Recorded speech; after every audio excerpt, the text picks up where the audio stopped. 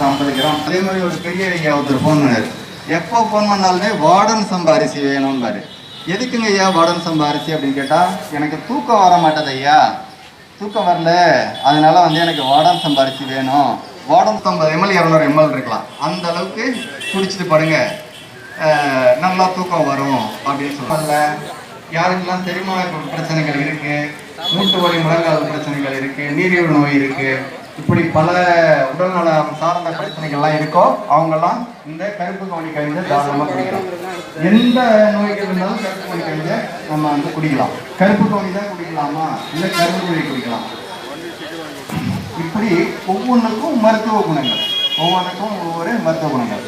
இதே போன்று ஒரு நெல் திருவிழாவுக்கு நம்ம போயிட்டு இருக்கிற ஒரு நண்பர் கூட அந்த நண்பர் சொல்றாரு, மிகப்பெரிய ஒரு விழிப்புணர்வு நமக்கு வந்துருச்சு.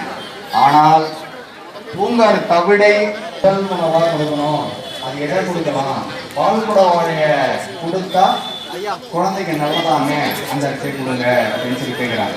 அந்த பால் கூட வாழைய கொடுத்தீங்கன்னா என்ன பண்ணுங்க.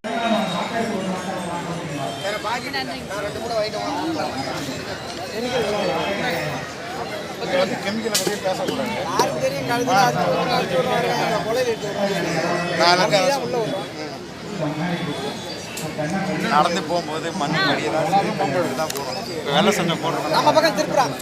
எப்படி திருப்பாங்க?